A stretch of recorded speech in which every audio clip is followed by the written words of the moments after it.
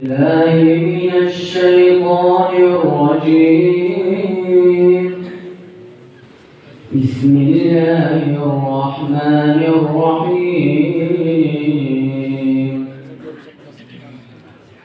يوم ندعو كل أناس بإمامهم فمن أوتي كتابه بيمينه فأولئك يقرؤون كتابهم ولا يظلمون فتيلا. ومن كان في هذه أعمى فهو في الآخرة أعمى وأضل سبيلا. وإن كادوا ليفتنونك عن الذي أوحينا